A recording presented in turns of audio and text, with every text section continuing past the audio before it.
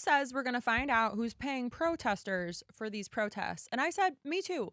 I would like to be paid or at least reimbursed for my $25 for 2 hours parking downtown. I have a lot of receipts from the past 10 years of his bullshit.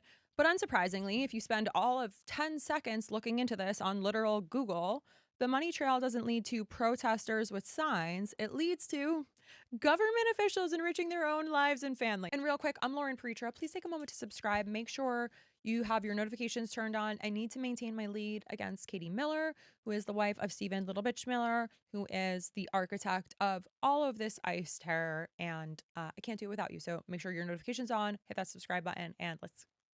So yes, I regret to inform you that no one is paying you to be angry. Not even a stipend, not even a wire transfer, not even a discreet envelope handed out at a protest check-in table. You woke up tired, you opened your phone, you saw something that made your chest tighten, and you felt it anyway, for free, which is inconvenient given how confidently the claim keeps returning. The crowds are fake, the outrage is rented, the people are all on payroll. That claim surfaces whenever a protest becomes too large to wave away and too coherent to ignore. A crowd is disruptive not because it's violent, but because it contradicts the story being told from the top. It says that what is being described as normal is not experienced that way by everyone else. Rather than answer that contradiction, power reaches for a shortcut. If these protesters are paid, then their demands can be dismissed without any engagement. What has your team told you about this broad left-wing network? Who is in charge of it? Who's part of it? What's it called? Well, I haven't seen the vice president's statement, but he's generally very accurate. I hate to say, look, I watched that yesterday, and there were a lot of different forms to it. But there was a woman screaming, "Shame, shame, shame, shame." She was a agitator, probably a paid agitator, but in my opinion, she was an agitator, a very high-level agitator, so professional, she wouldn't stop screaming.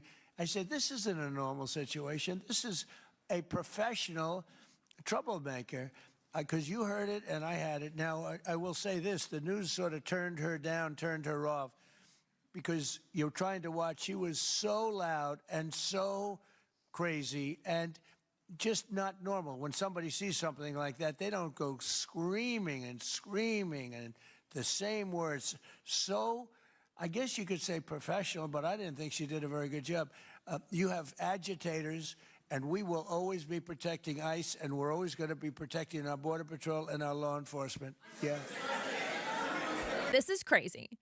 Here's how this claim works. First, someone says, the protesters are professional agitators, which is like big words that might sound serious, right? Professional implies paycheck. Agitator implies danger. Put them together and suddenly a person holding a sign is apparently plotting something super sinister. The audience is supposed to fill in the scary details themselves like a choose your own threat adventure. Then comes the kicker. ICE agents supposedly shouldn't have to put up with these people. Disrespectful of law enforcement. The woman and her friend were highly disrespectful of law enforcement. You saw that. They were harassing them, were following for days and for hours. And I think, frankly, they're professional agitators. But just disrespect. And I'd like to find out, and we are going to find out who's paying for it. But just disrespect. With their brand new signs and all the different things. But these are professional agitators, and law enforcement should not be in a position where they have to put up with this stuff. What that woman and what her friend and what their other friends were doing to law enforcement, not just ICE, law enforcement is outrageous. It was highly... Oh, okay. So they can just off them? Is that what he means? Like, we're plucking the top 10 losers from every small town high schools, the guys that never left, that just got weirder, more isolated, more angry, and then they found ICE. They found their tribe. And then the evidence arrives. The signs are brand new. That's what Trump literally says. He says that as if it's proof. Not the message, not the cause, not the sheer number of people upset about the real issues. No, it's the pristine poster board. I wish you could see the supply in my closet. This exposes the vast conspiracy. New signs means somebody paid them, apparently, because heaven forbid ordinary humans care enough to make a clear, legible sign. Authentic protest must be messy. It must smell faintly of despair. Anything else is automatically suspicious. In short, They really, really think you need to be paid to care about other people. To stand in community, to show up and be with organizers, you must be a criminal. This logic has been deployed for generations. When labor unions formed, they were accused of being too coordinated to be real. When civil rights organizers marched, they were also accused of being too organized to be sincere. When students protested during the Vietnam War, they were accused of being too articulate to be genuine. Anytime people show up in a coalition and become prepared, these agitators and these oppressors suspect that this belief in and of itself is threatening. The contradiction is so hard to miss. A political culture that's obsessed with MAGA branding, MAHA branding, discipline, and controlling the message suddenly claims that clear signs signal fraud.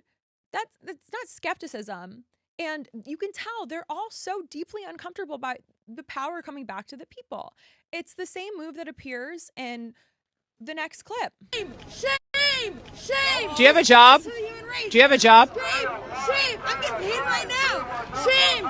Shame! This clip is presented as a reveal. It's proof at last, except the meaning is plain. In a media environment where people live stream, post, and monetize their time online, being paid does not mean being hired to believe something. It means earning money while documenting whatever the fuck is going on. Some people see a crowd and see us all out there demanding justice and immediately assume that everyone is on a payroll. They can't imagine standing up for anyone but themselves. The thought of risking arrest, getting pepper bombed, or shouting for rights, or actually being in community and organizing makes them break out in hives. They'd rather rearrange their sock drawer. They'd rather argue on Facebook and sip energy drinks in their parents' basement than do something real. To them, protest is only possible when it comes with a paycheck, because heroism is scary and responsibility even scarier. They'd much rather doom scroll and consider that as their activism. Obviously, none of this is new. When industrial labor movements surged, workers striking over starvation wages and lethal conditions were also accused of being tools of anarchists and foreign radicals. The claim justified troops, private militias, and mass arrests while avoiding any reckoning with exploitation. When Black Americans marched for civil rights, they were labeled as puppets funded by outsiders, a framing that made police violence sound like community defense. See where I'm going with this? When students opposed the Vietnam War, again, they were accused of being financed by enemy states, shifting attention away from body counts, drafts, and all the other deception. In every case, the accusation served the same purpose. It redirected focus from injustice to some sort of fictional invented sponsor. It turned citizens into suspects, and it justified violence, state-sanctioned violence against normal people, and that was built into the plot. History has been pretty consistent about how this all ends. The workers were responding to real conditions. The civil rights movement was morally correct, full stop. The war was indefensible. The claim that dissent was bought did not mature into insight, didn't age well either. It became an artifact of denial. The reason the accusation is back now is simple. Protests are no longer isolated or theoretical. Economic pressure is constant. Housing costs are on the rise. Wages are stalled. Institutions are losing their legitimacy. Look at CBS and Barry Weiss. Social media now enables these conversations to happen at scale. People see how many others feel the same, how many other people across the country are feeling uneasy, and that visibility disrupts the comfort of believing that dissatisfaction is this rare thing. Calling protesters paid restores a sense of order for Trump and these dictators. It reassures an audience that nothing fundamental is wrong, that the agreement still exists somewhere off in the screen, that the unrest is all staged. It also borrows plausibility from a world where influence really is bought, where politics and media are saturated with money.